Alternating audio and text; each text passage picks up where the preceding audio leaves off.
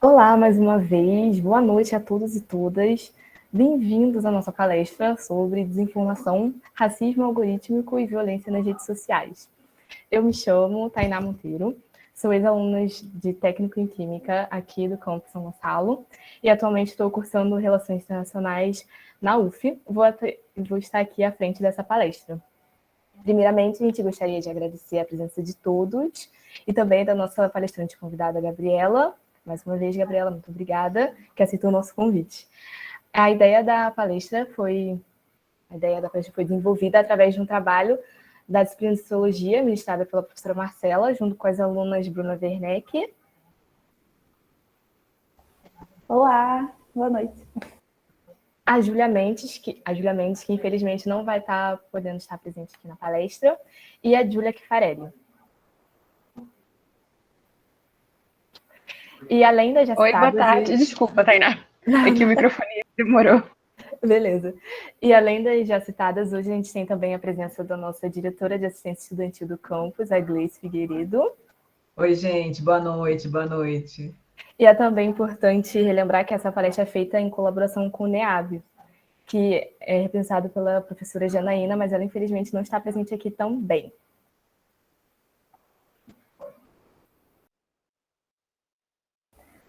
Oi, mais uma vez, boa noite a todos. Eu sou Bruna Werneck, ex-aluna do FRJ Campus São Gonçalo, e atualmente eu sou caloura em letras da UF, e assim como Tainá, estarei à frente da mediação aqui nessa noite. Mas antes de darmos início, eu gostaria de falar um pouco sobre como o tema surgiu. E ele surgiu, como a Tainá já falou, das aulas do semestre passado de Sociologia com a professora Marcela, onde as pautas principais eram a tecnologia como instrumento político e democrático, como também o racismo algoritmo e o racismo nas redes. E foi através de uma avaliação proposta pela professora que fomos capazes de desenvolver questões que envolviam essas pautas que poderiam ser direcionadas a debate futuramente. E foi assim que chegamos à nossa palestrante, e foi a partir de uma pesquisa que fizemos. Ao nos depararmos com o trabalho dela, vimos que seria a pessoa ideal, uma vez que o objeto de pesquisa dela é a desinformação, além de racismo e violência nas redes. Então, esse foi um breve resumo de como foi a idealização do nosso projeto até o momento atual em que ele está sendo realizado. Então, para a realização da palestra, como a Bruna falou, a gente conta com a presença da jornalista Gabriela. Mais uma vez, Gabriela, muito obrigada por estar aqui presente com a gente, ter aceitado o nosso convite. E a gente queria saber se você gostaria de falar mais um pouco sobre a sua vida acadêmica e os seus trabalhos. Com certeza. Primeiro, eu queria agradecer mais uma vez o convite. Eu fiquei muito feliz de ter encontrado vocês, nossos caminhos terem se cruzado. Eu sou Gabriela de Almeida Pereira, sou jornalista, como vocês já mencionaram. Eu estou mestrando também no Programa de Direitos Humanos da Cidadania na UNB, em Brasília. Aqui eu pesquiso desinformação, racismo, violência, tecnologia e gênero, né? Eu trabalho tudo isso nas minhas pesquisas em torno do assunto da desinformação, e também falo sobre racismo algorítmico, mas o meu foco é muito mais na desinformação mesmo. Eu trabalhei muito tempo como jornalista, trabalho ainda como jornalista, muitos anos em redação de jornal, na área de cultura, cobria cultura, em especial samba, que é o gênero musical que eu mais amo, então tive esse privilégio durante muito tempo, e decidi jogar tudo pro alto para me dedicar aos estudos em direitos humanos, e aí recomecei a minha carreira do zero, de fato, e hoje eu estou na ONU Mulheres, como analista de comunicação. Trabalho especialmente na área de participação política e liderança, né, e também falando com temáticas, com projetos que envolvem mulheres indígenas e quilombolas, e como essas mulheres precisam, né, desenvolver mais a governança para poder ocupar espaços de tomada de decisão. Então, estou bem feliz, não tem nada a ver com a minha área de pesquisa, mas também é um trabalho que eu adoro, e comunicação nível hard, mas eu estou super feliz, estou feliz também de estar aqui, porque é isso, né, uma coisa não se desliga, né, não se desvincula da outra, assim, né, minha pesquisa também tem muito da minha parte, tem muito da Gabriela jornalista, também, né, elas estão 100% interligados, até não só pela na parte da observação que eu faço, mas também em comunicação também está envolvida em todo esse processo da desinformação. A gente vai falar um pouquinho mais sobre isso adiante, mas falando brevemente da minha vida, é isso, sou jornalista, pesquisadora, e estou muito feliz de estar com vocês aqui. Bom, muito obrigada, Gabriela, mais uma vez. Eu gostaria de explicar como vai ser a dinâmica da nossa apresentação. E vai ser a seguinte, Gabriela vai fazer a exposição dela, e enquanto isso, Marcela e Júlia ficarão responsáveis por colher perguntas que vocês tiverem no chat. E ao final da exposição da Gabriela, as perguntas recolhidas vão ser diretamente direcionadas para a palestrante, Gabriela, e encaminhadas a um pequeno debate. E o público pode se sentir à vontade, como eu disse anteriormente, para realizar as perguntas pelo microfone. Para a Gabriela. Se alguém tiver alguma dúvida, esse é o momento de falar, por favor, se manifeste.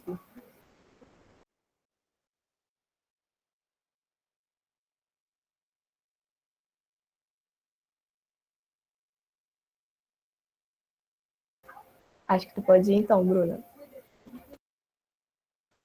Então, sem mais delongas, por favor, Gabriela, o espaço é todo seu.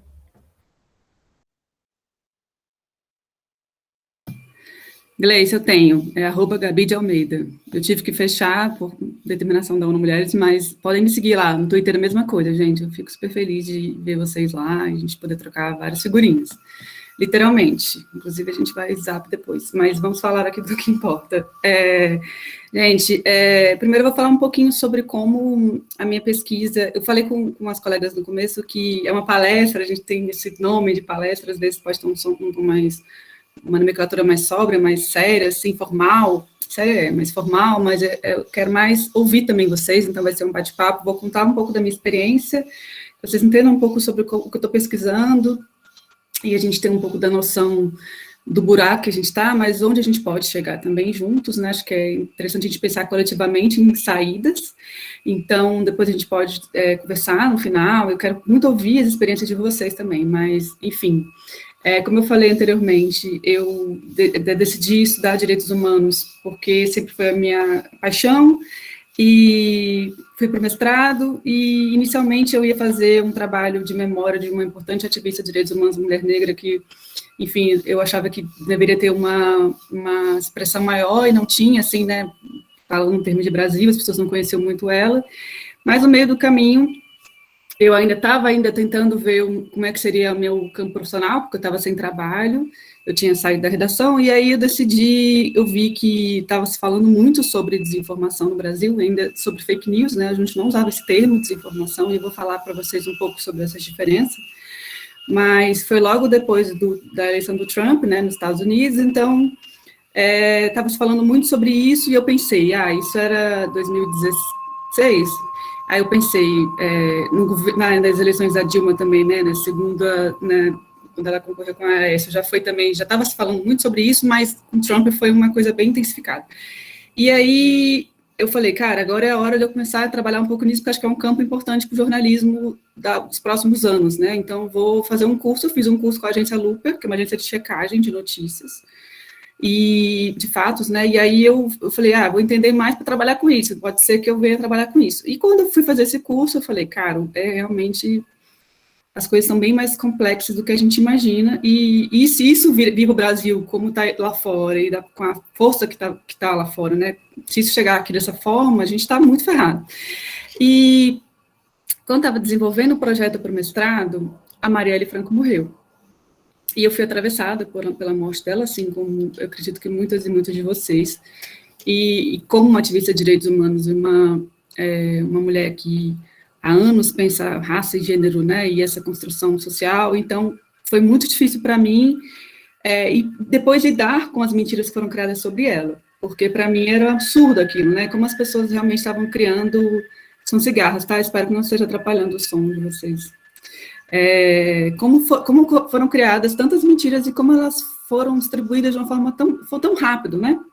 Então, eu decidi focar a minha pesquisa nas mentiras que foram criadas sobre a Marielle, mas não só sobre isso, porque quando eu fui fazer essa pesquisa que envolve a elaboração de um projeto de pesquisa, né, na verdade, quando você vai ainda pensar no seu estudo, no que você vai estudar, no seu projeto, é importante você estudar um pouco o campo, né, entender mais profundamente como ele está sendo estudado e o que está sendo dito sobre ele. Então, eu participei de uma audiência pública na Câmara dos Deputados, em Brasília, aqui, com a Manuela Dávila, que é uma parlamentar que tem um ativismo muito forte em torno do combate às fake news, por ter sido vítima, por ser frequentemente vítima de fake news, né?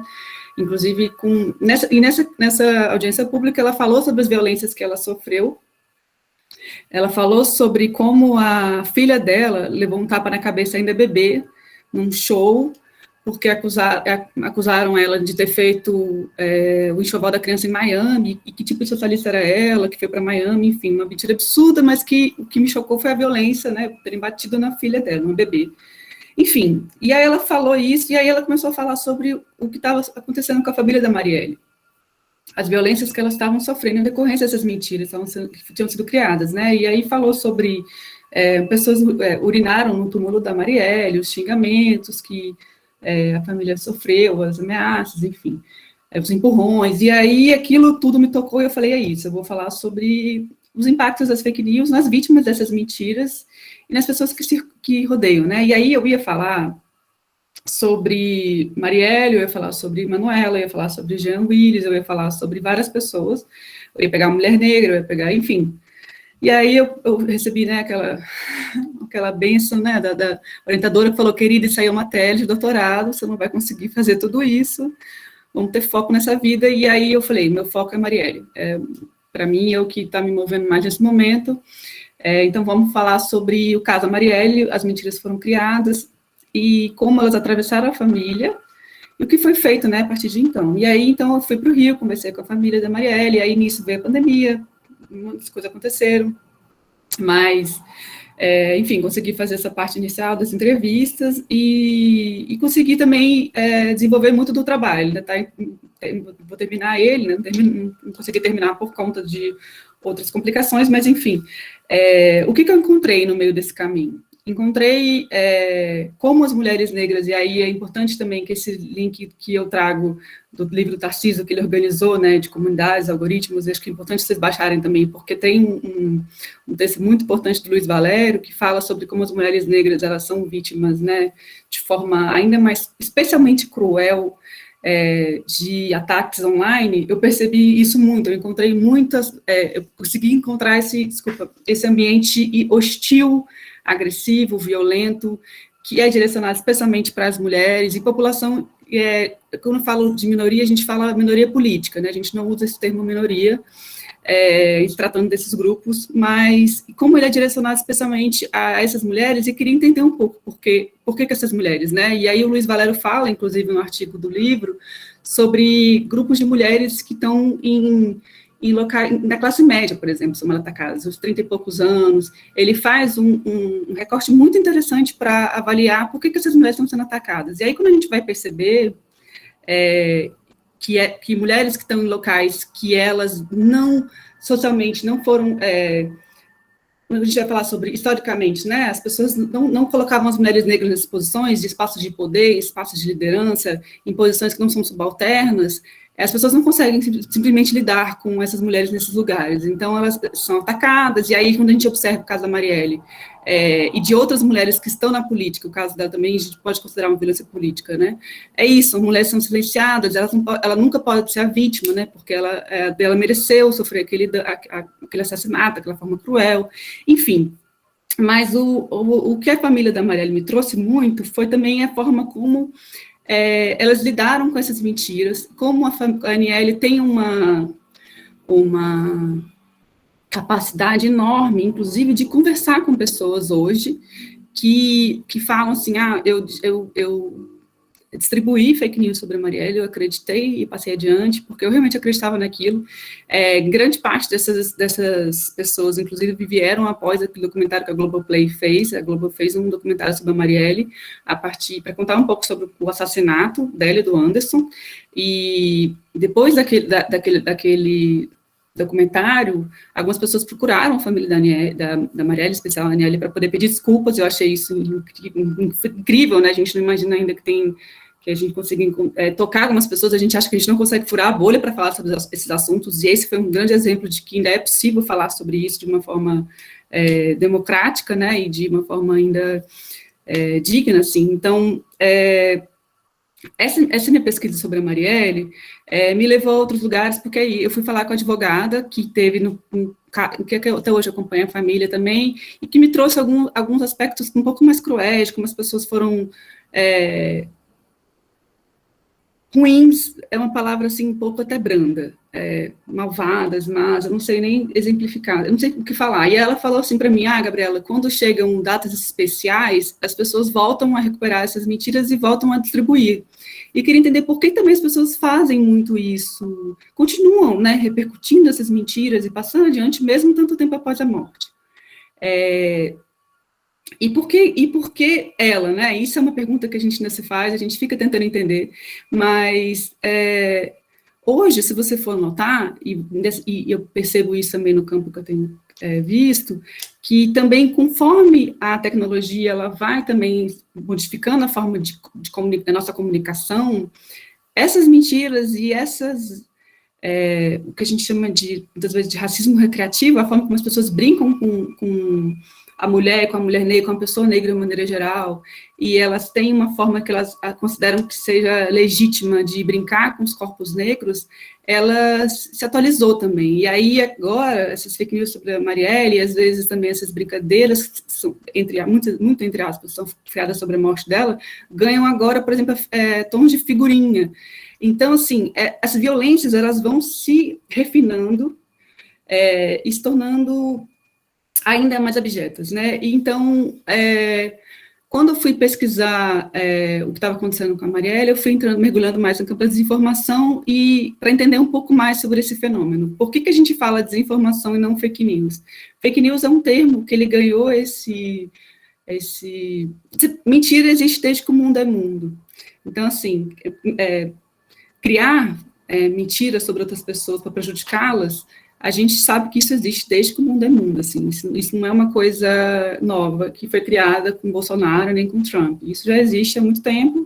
Essas manipulações da opinião pública são feitas, acontecem há muitos anos, mas elas hoje têm, o que diferencia hoje, né, justamente a gente ter a tecnologia ajudando a fazer com que esses conteúdos, eles viralizem de uma forma muito rápida, acelerada, que eles atinjam muitas pessoas de uma única vez, em poucos segundos, né?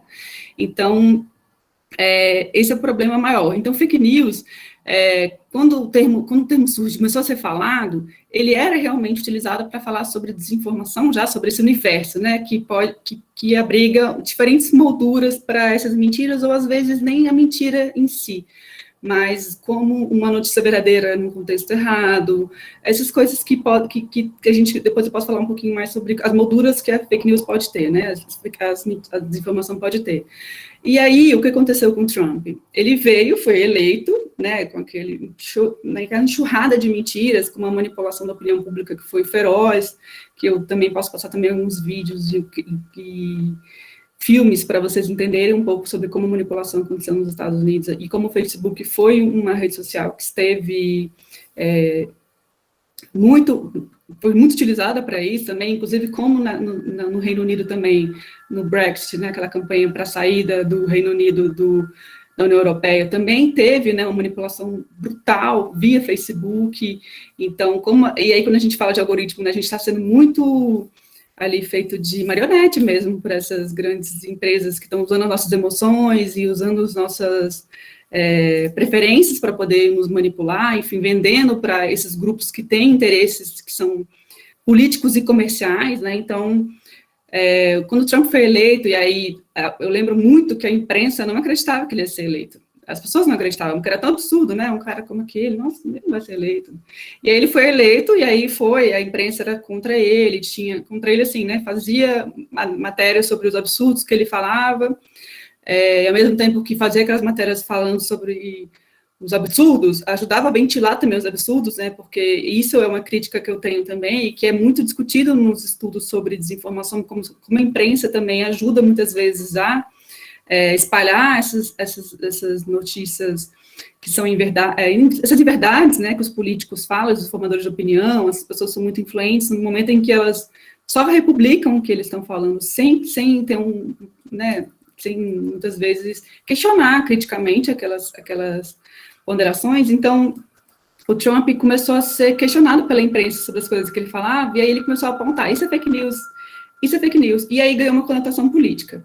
E aí tudo se perdeu, porque aí virou fake news e as pessoas perderam um pouco da dimensão. Tanto é que o nosso próprio presidente, há poucas semanas, falou sobre fake news, minimizando o que são fake news. Não é nada demais. Por que isso? Se tornou uma coisa tipo assim, isso é fake news. Por mais que a gente consiga falar com outras pessoas, e as pessoas tenham uma noção de que fake news tem uma associação direta do que é uma mentira, nem sempre a gente consegue ter uma noção de como essa construção dessa mentira pode ser, como ela é forjada, né, e como ela pode ter sido construída de uma forma extremamente articulada e pensada em níveis de detalhamento, assim, que a gente não consegue, não é só uma corrente de zap, não é só um texto alarmista, né, que geralmente é assim, né, um monte de texto, assim, caps lock, né, falando, não sei o que, nananã, e aí um monte de dado doido, que aí mistura tudo, aí você não tem como checar, porque você fica assim, não sei de onde que vem isso, de onde que vai, então, você acaba passando adiante por via das dúvidas, mas a gente não tem, o que é importante a gente falar é que tem uma indústria que abastece isso, que está ganhando muito dinheiro com isso. Por que fake news existe tanto e está crescendo cada vez mais e está se refinando, né? Está ficando cada vez mais, eu falo, né? A galera brinca assim, o Satanás articulado, brincadeira, gente, mas é porque, tipo, vai encontrando maneira, gente, de poder acessar a nossa mente, nossas redes sociais, nossos dispositivos, de formas com que a gente não percebe que está sendo manipulado. Se você conversar, todos nós aqui estamos, eu tenho certeza, 100% de nós aqui, já compartilhamos alguma fake news sem que a gente tenha, sabe, sem que a gente tenha tido a intenção de fazê-lo. Porque a gente pode ter feito isso, e não estou falando de fake news política, não, gente. Às vezes é uma coisa, um bebezinho que precisa de uma doação, ele está ali passando doente, não sei o quê, a gente, poxa, vira esse bebezinho. Então, assim, é isso. Existem mentiras, existem construções que são feitas, às vezes, assim, de uma forma que ela é ingênua até, de alguém que enfim, passou adiante uma informação que achava que poderia ser verdadeira e não é, enfim, porque viu o que acha que poderia ser, e tem coisas que são criadas. E por que as que são criadas, elas viralizam tanto? Porque elas são criadas para mexer com as nossas emoções. A gente já sabe hoje que as notícias falsas, elas correm 7 vezes mais rápido do que as notícias verdadeiras. Por quê? Porque a gente tende a compartilhar muito mais do que mobiliza a gente, o que mexe com as nossas emoções. E aí, emoções, quais são as emoções que são mais atingidas? A raiva, o medo, a desesperança, a angústia. E a gente está vivendo um momento especialmente delicado em termos de saúde mental. Então, você imagina, você recebe uma informação no seu WhatsApp, que aí você, com uma coisa que é chocante, sobre alguém que você já imagina mais ou menos que poderia ter falado, feito aquilo ali. E aí você compartilha.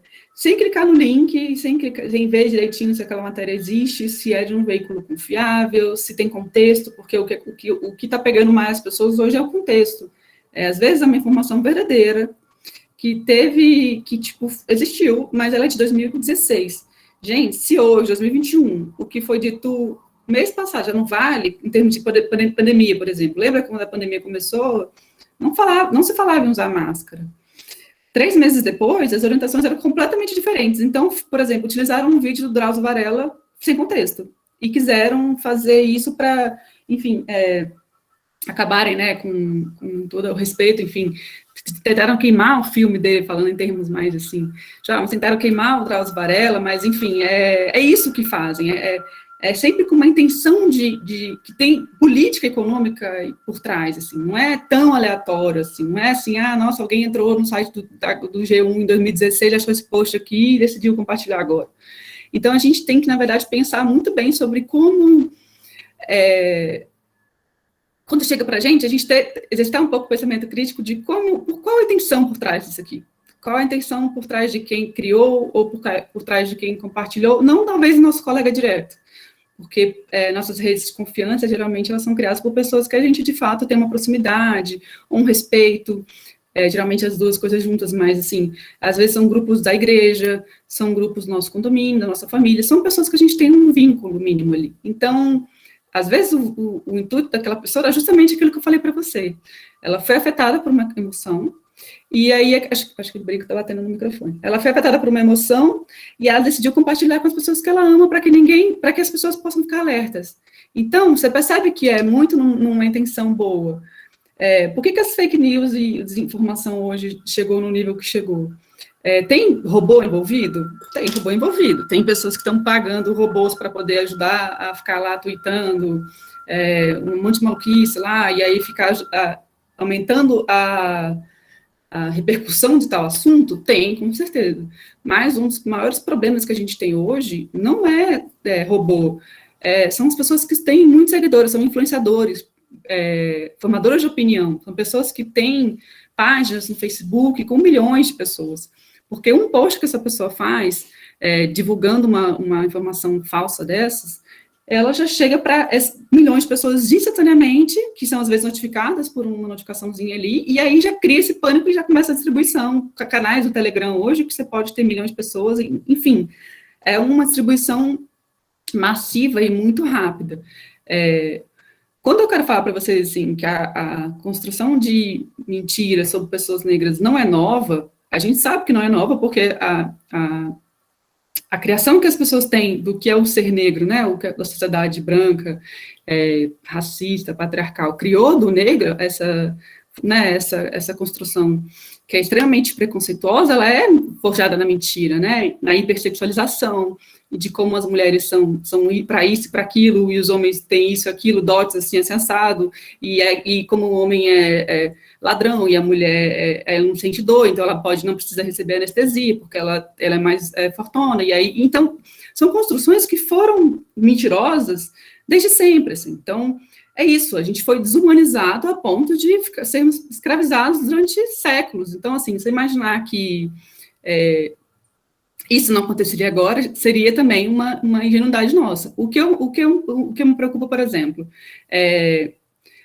nessa minha pesquisa também, eu encontrei, para falar um pouco sobre fake news, e falar um pouco sobre como não é novo, e como não necessariamente nasceu com a tecnologia, eu falo assim, com as redes sociais, no caso,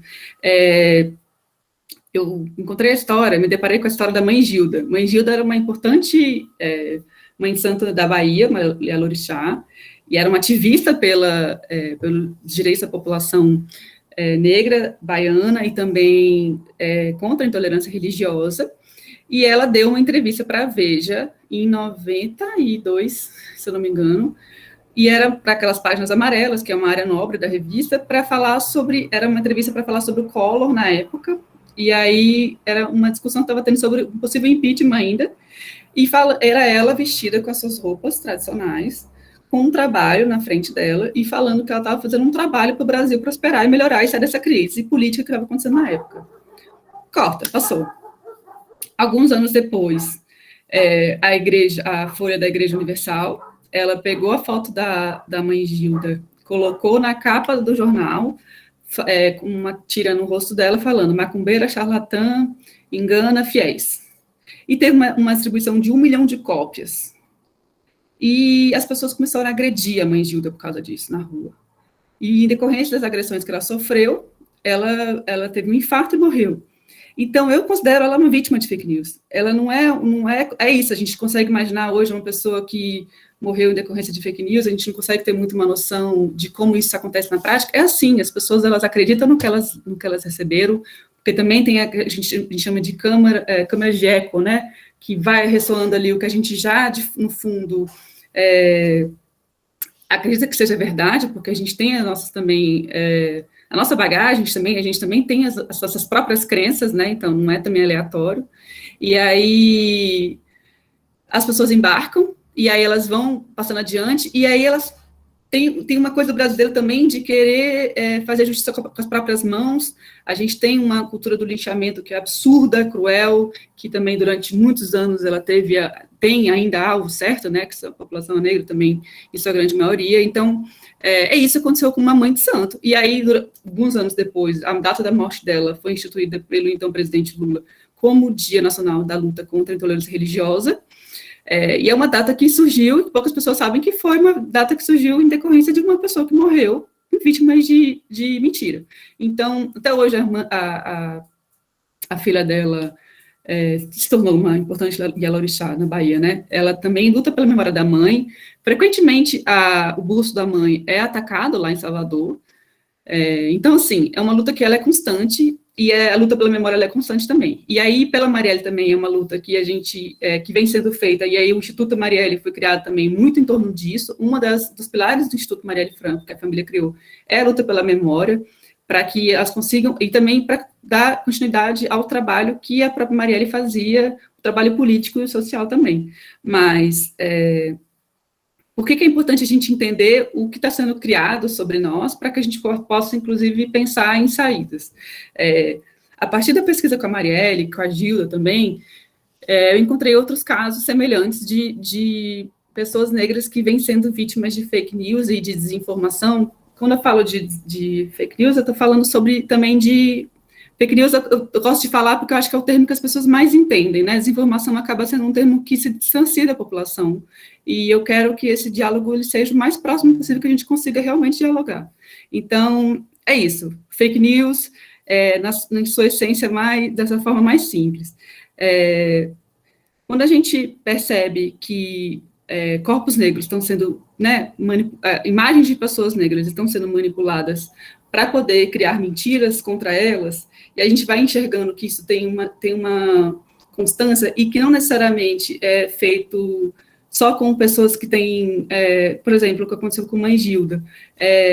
No ano passado, eu fui fazer um levantamento e vi que pessoas que tinham sido vítimas de violência policial, violência do Estado, também estavam sendo vítimas de fake news após as mortes, né, logo após as suas mortes, igual aconteceu com Marielle, aconteceu com as pessoas. E aí eu cheguei na história do Marcos Vinícius, né, filho da Bruna Silva, ele também foi vítima de fake news, inclusive a mãe conta que ela não teve nem direito ao próprio luto do filho, e aí é isso, né, as mães, a mãe da Marielle também não teve, a irmã, o pai, as pessoas que estão em volta dessas pessoas, elas não têm direito ao luto, né, elas vão direto para a luta, porque elas estão imediatamente correndo a luta por justiça, pela violência da morte, mas também a luta pela memória, né, porque é uma dupla morte, uma morte física e uma morte simbólica. Então, a gente teve a história do Marcos Vinícius, que morreu usando uniforme escolar. Eu acho que foi uma história que chocou o Brasil, né, muita gente compartilhou amplamente.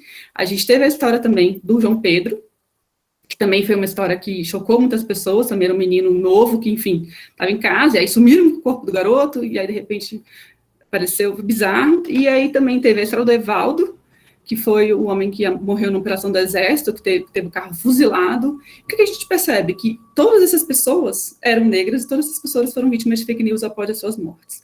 E por quê? E aí a gente vai encontrando um denominador comum.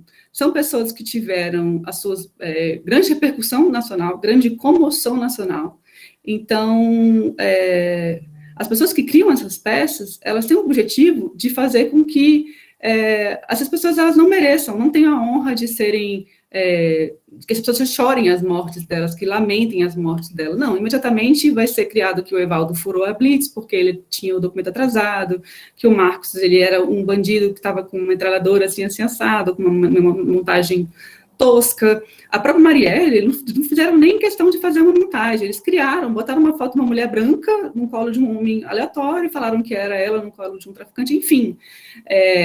Mas é isso, as pessoas escolhem as histórias pelas quais elas querem acreditar. Então, quando a gente percebe que essa desumanização que aconteceu com a Marielle aconteceu com outras pessoas que morreram em situações de violência, semelhantes ou não, né, semelhantes que eu digo no nível de violência, a gente começa a enxergar que tem alguma coisa que está acontecendo, que é grave, e que está batendo na nossa porta, porque a gente pode ser a próxima vítima disso aí. E não só em pessoas mortas, né? Teve a chacina do Jacarezinho recentemente no Rio, enfim, muitas pessoas foram mortas, e a Adriana, mãe de um dos rapazes, fizeram também uma manipulação, enfim. Na verdade, nem foi uma manipulação da história, mas não uma foto. Divulgaram uma foto falando que seria ela, e sempre, gente, tem um texto muito parecido. Olha aí o anjinho que vocês tanto falam. Olha aí a pessoa que, olha aí a defensora dos direitos humanos. Morreu pelos bandidos que tanto defendia. Então, era assim, o anjinho que vocês tanto falam, olha a mãe do anjinho que vocês choravam. Da Adriana foi uma coisa mais ou menos assim, era uma foto de uma mulher com uma arma na mão. A Adriana não tinha nada a ver com isso, ela não estava em lugar nenhum, foi uma outra mulher que participou de uma festa de família e que o sobrinho, o neto, tirou uma foto dela com uma arma. Gente, uma história que não tinha pé nem cabeça. Mas o que aconteceu? A Adriana foi ameaçada de morte, ela estava tomando 4 remédios controlados por dia para lidar com a violência com a qual ela sofreu.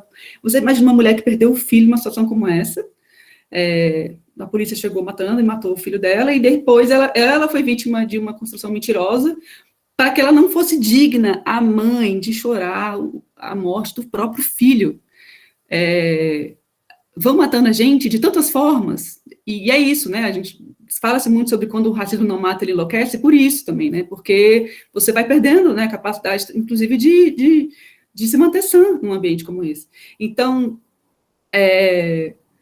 na pandemia, eu observei muito que essas construções aceleraram, porque as pessoas ficaram mais tempo na internet, usando, né, e aí Telegram, que você consegue colocar mais gente dentro de um canal, e consegue disparar mais mentira, mas também, o que me preocupa muito também, e que aí veio também com a pandemia, quando a gente percebeu uma coisa que já era muito clara no Brasil, essa ampla desigualdade que a gente sofre, que a gente vive, mas também quando escancarou, né, como a gente tem grande parte da população brasileira ainda totalmente à margem dessa discussão sobre fake news, sobre essas construções, enfim, entende mais ou menos porque vê ali, sabe o que está acontecendo, mas não tem noção do perigo disso, de como a gente pode ser vítima disso, como se blindar disso. Mas por quê? Porque grande parte da população não tem acesso à internet ainda, se tem, é um acesso muito precário, e com um aparelho celular, às vezes, que não tem uma capacidade para você fazer baixar um número de aplicativos X, para você poder ter um nível de qualidade de acesso, né, qualificado. E quando você tem esse acesso também, as pessoas não têm o letramento digital, que a gente chama, a gente não consegue, muitas vezes, acessar as ferramentas, acessar os aplicativos. Tem gente que acha que o Facebook é a internet, que tudo que a gente tem está ali, que a gente só tem a internet para uso de redes sociais, que não sabe, muitas vezes, o uso que a gente pode fazer da internet. O uso para a ciência, o uso para os estudos, para a educação, o uso para tudo, assim, social, e para você se conectar com as pessoas do mundo, mas de uma forma que não seja tão, assim, né, em rede social apenas, somente, né, que pode ser de outras formas, que você pode enfim, ter um consumo de informação muito além do que a gente imagina que é possível. Por quê? Porque a gente não foi educado para isso. E quando a gente fala em tecnologia é construção, você criar uma solução para a gente poder criar, uma solução para algum problema que a gente possa ter. E os povos originários, ancestrais, eles são donos da tecnologia, né? Criaram tecnologia desde que o mundo é mundo, mas quando você observa hoje quem são as grandes pessoas que estão mandando nessas tecnologias que estão ligados à internet, às redes sociais, a gente não vê pessoas negras nesses lugares, a gente vê poucas, né? Então, por isso que a gente está tão atrás a gente não está acompanhando essas coisas que estão sendo criadas, muitas vezes para vitimar a gente, né? Então, como é importante a gente também buscar esses saberes para a gente poder se empoderar deles, para poder, inclusive, a gente saber como eles podem nos afetar e como a gente pode lutar contra isso e a gente criar novas soluções, criar tecnologias que elas não vão fazer com que a gente continue sendo vítima, que a gente continue sendo alvo dessas mentiras, e não só desinformação, racismo algorítmico, que eu vou falar um pouquinho brevemente para vocês também, mas de como essas mentiras estão sendo, né, como está sendo criado e espalhado de uma forma brutal, né? Então, acho que eu perdi um pouco do fio da meada, mas era falando um pouco sobre, enfim, pandemia. as pessoas têm internet, se essa tem internet, quem tem acesso à internet está com um acesso que é ruim. Aqui no Brasil e em alguns países do mundo, e principalmente países subdesenvolvidos, tem forte uma política que chama de zero rating, que é de tarifa zero. O que é isso? É quando, se vocês entrarem hoje, Vivo, TIM, Claro, as grandes operadoras, elas têm um pacote que ele é muito atrativo, né? Que é assim, é pré-pago, você paga 12, sei lá, eita, 15 reais e, sei lá, 30 reais, e depois, e você tem acesso ilimitado a Instagram, Facebook e WhatsApp. Aí isso é lindo, é super atraente, o que você quer? Ficar conectado com seus amigos, e aí é isso, família e tal. Mas você tem que pensar em como isso é ruim e prejudicial para o debate público. E para a gente, para nosso consumo de informação qualificada. Porque é isso, imagina, gente, a gente está lá no Facebook, recebendo essas informações aí, umas maluquices aí que é patrocinada, que entra para a gente lá com um anúncio de pessoas que têm interesses econômicos, políticos, que a gente vê, né? Como é que foi, por exemplo, na Inglaterra? Um pouco do Trump que aconteceu ali. Eles pegavam, por exemplo, Tainá, eles viam lá, o algoritmo sabia que Tainá, ela tem medo ela tem muito medo de perder o emprego dela. E a Bruna tem muito medo de sofrer violência doméstica. Eram criadas mentiras e elas eram direcionadas para grupos que tinham lá no seu perfil de preferências, eles conseguiam mapear as pessoas que tinham esses medos, né? Então, assim, para Tainá chegava um anúncio patrocinado que era assim, o Reino Unido precisa sair da União Europeia, porque eles querem que os imigrantes venham para cá e os imigrantes vão tirar o seu emprego. Aí tá na putz, meu Deus, eu preciso votar contra isso, eu não vou perder meu emprego, eu não posso perder meu emprego. Para a Bruna, os imigrantes, ou então outros assuntos semelhantes. São pessoas que têm um histórico de agressividade enorme contra mulheres, 96% dos homens que agredem mulheres. Aí a Bruna, putz, grila, eu tenho medo disso. Aí pronto, você vai criando coisas mentirosas a partir de anúncios, e para rastrear isso, como era um anúncio que era direcionado, não tinha como printar, sumia. Não tinha uma linha do tempo em que você podia checar onde é que tinha aparecido aquilo. Então, é grave por isso, porque você não conseguia, muitas vezes, monitorar. Você não podia, muitas vezes, não era tipo um site de notícia que você conseguia ir lá e os checadores de notícia viam que era verdade ou não tinha. Ficava solto num limbo. Então, acabava sendo uma coisa extremamente complicada. E aí, você imagina, então, a gente hoje, no Brasil, com grande parte da população com acesso celular, só podendo entrar de uma forma ilimitada a 3, 4 aplicativos, que colocam a gente numa bolha, em que a gente só vai conseguir falar com quem está lá dentro, só vai conseguir ler o que está lá dentro, a gente não tem dado para ir para nenhum site externo. Então, assim, leia mais no G1 ou na Folha, você não consegue, porque os sites estão todos, você não consegue sair porque não tem dado. E outra crítica que é importante fazer para a imprensa também é que hoje grande parte do conteúdo, né, que a grande imprensa está produzindo, assim, de forma mais substancial, né, que são aquelas reportagens de fôlego, muitas vezes são reportagens que estão sendo fechadas, né, então você não consegue acessar a matéria para ler ela completa. Abriram um pouco exceções para a pandemia, para assuntos que envolviam Covid, mas ainda assim você não consegue acessar assuntos que são extremamente importantes para a gente fortalecer a nossa democracia. E também para a saúde pública, né? A gente sabe hoje em dia que fake news mata, a gente viu que fake news mata, né? Quantas pessoas morreram em decorrência de mentira, né? Sobre a vacina, sobre uso de medicamentos, sobre, enfim, curas milagrosas. Então, a gente tem esse problema no Brasil que é absurdo também, né? As pessoas que elas têm acesso à internet, as que têm acesso à internet têm um acesso ruim, que é desse jeito que a gente está conversando. Então, como é importante a gente entender o nível disso. E aí, na pandemia também, o que aconteceu é que aumentou o número de golpes de uma forma também brutal, e muitos links via WhatsApp. E qual foi a forma que essas pessoas encontraram para poder... E eu coloco o golpe, e também outros pesquisadores colocam também esses golpes, dentro do universo das fake news, porque é uma forma também de manipular uma informação. Como é que chega para as pessoas na pandemia? Eu lembro que no começo, quando as pessoas estavam ainda tentando entender um pouco do que estava acontecendo, mas muita gente já foi demitida, né, já perdeu o emprego bem no período inicial, houve um desespero muito grande, muitas pessoas passando fome.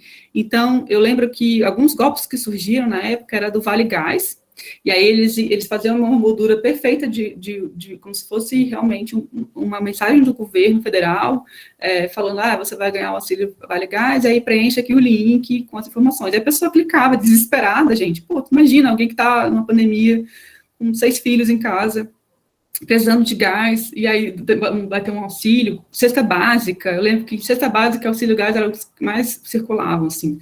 E aí, ofertas de vaga de emprego. Aí as pessoas clicavam no link, e aí lá eles pediam um formulário com todas as informações. Quais são as informações que elas pediam, muitas vezes? São informações básicas, nome da mãe, nome completo, CPF, informações básicas para a gente ter acesso às nossas informações bancárias. E aí essas pessoas pegavam esses nossos dados, e aí elas usavam para poder crediar no nosso nome, fazer assinatura de streaming, né, Netflix no nosso nome, e o que foi pior, eles conseguiram sacar muitos auxílios emergenciais, assim. Então, muita gente perdeu o auxílio emergencial, não teve Vale Gás. Você imagina a situação de uma pessoa que passa por tudo isso, né, que está desesperada por causa do gás, preenche os dados dela lá, o gás não chega nunca, de repente ela vai sacar o auxílio, e ela não tem mais o auxílio. E aí, quem vai fazer alguma coisa por ela? Ela não tem nem a quem recorrer. Eu conheci uma mulher que ela tinha comprado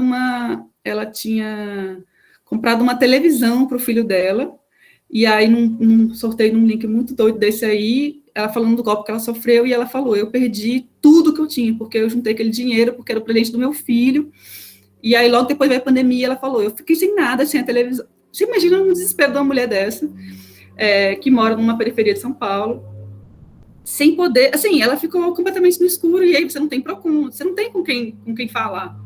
E aí, gente, por que eu tô falando disso tudo, e aí parece que eu falo só coisas horríveis, e eu não quero que vocês pensem dessa forma.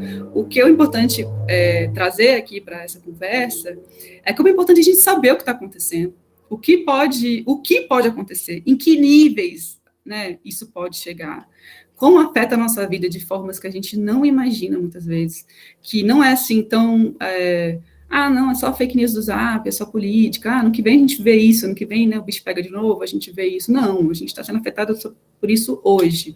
Nossos corpos estão sendo vítimas disso hoje, nossos irmãos, irmãs, pais, mães, nossas pessoas que estão em volta da gente. Tem também, claro, um risco democrático enorme, né, a gente sabe muitas vezes, a gente está vendo o que está acontecendo em decorrência dessas mentiras, muitas mentiras sobre políticas públicas que são importantes para a população, em especial a população negra e periférica, elas estão sendo desmontadas por fake news. Bolsa Família, por exemplo, é uma política que está sendo, toda vez são criadas mais e mais informação sobre ela e espalhadas pelo WhatsApp, enfim. É importante que a gente domine essas narrativas, que a gente domine essas ferramentas, entenda como isso acontece, para que a gente consiga se blindar e também se fortalecer enquanto comunidade. A gente consiga falar com os nossos vizinhos, que a gente consiga falar com os nossos familiares. Presta atenção, vamos conversar. E não de um jeito presta atenção, chamando atenção de uma forma autoritária, ou muitas vezes de uma forma que vá criar um ruído, né, uma dificuldade no diálogo. A gente precisa voltar a dialogar com as pessoas de uma forma que eu sei que é difícil, mas que a gente consiga nos fortalecer realmente enquanto comunidade. Então, é isso, assim, é que a gente consiga entender o que está acontecendo, como lutar contra isso. A gente fala sobre letramento digital, né, educação midiática, que resumidamente que as pessoas consigam, são cursos, existem cursos para isso, cursos, inclusive, programas educacionais gratuitos para professores. Eu posso passar depois para vocês, o Educamídia tem um trabalho muito forte com isso, né, que é para justamente ajudar os professores e professoras do Brasil com planos de ensino, planos de aula, a como levar o assunto da educação midiática para as aulas, que é justamente exercitar o pensamento crítico, como ler uma matéria, diferenciar uma opinião de um editorial, de uma opinião de uma reportagem, mas não só como a gente lê uma matéria, porque ler uma matéria é importante a gente entender essas diferenças para a gente poder também exercitar esse pensamento crítico, mas como as fake news podem ter diferentes molduras disso, né, de como, poxa, tem um contexto que é assim, tá errado, a data tá errada, então, olha, isso aqui tá querendo enganar a gente. Segurança digital, como a gente tem que ter cuidado com as nossas senhas, não andar com o celular desbloqueado, realmente ter verificação em duas etapas, né, para o WhatsApp, se a gente conseguir colocar os nossos bancos hoje. O nosso celular hoje ele é muito mais importante para a gente do que a nossa carteira, muitas vezes, né? A gente tem muitas informações preciosas ali. Então, se a gente conseguir colocar senha nos bancos para ninguém acessar, dificultar a vida de quem um dia acessar nossas informações, é importante, porque segurança digital hoje, gente, não é luxo. A gente não tem que pensar nisso, de, uma pessoa rica precisa pensar nisso. Não, nós todos precisamos pensar nisso. Nós todos temos que cuidar da nossa vida financeira, porque estão aplicando golpe em gente que está vivendo a miséria no Brasil. A gente tem que entender que é isso, assim, a gente não só está morrendo, como também a gente está perdendo acesso aos nossos direitos, e as políticas que garantem a nossa existência, muitas vezes, também estão sendo alvo de tudo isso. Então, a gente tem que entender melhor o processo, nos fortalecer enquanto comunidade.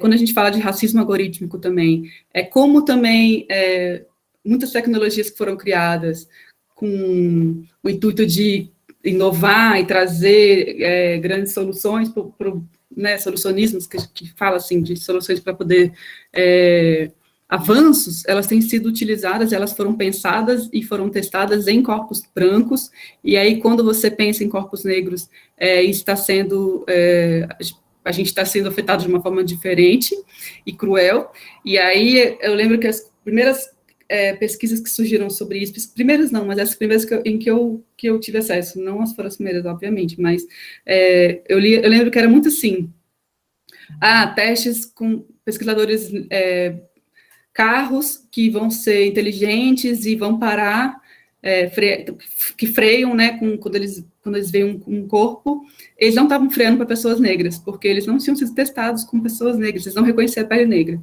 Então, é isso, a gente já morreu atropelado, para começo de conversa. E aí, outras coisas que até eu me sentia afetada, eu não sabia identificar, mas, por exemplo, quando eu ia no shopping, e aí até hoje eu tenho uma dificuldade muito grande de lavar a mão no shopping, naquelas torneiras que são automáticas, e aí eu já li um artigo que fala muito sobre como essa tecnologia também não foi testada em pessoas negras, então muitas vezes não consegue identificar a pele negra. Então, às vezes você fica lá, né, o negócio não liga. É isso, então, assim, essas coisas que são, às vezes, aparentemente simples, mas que afetam muito a nossa vida, né, e a gente tem que ter uma participação maior na construção disso, na discussão disso, no debate, na denúncia.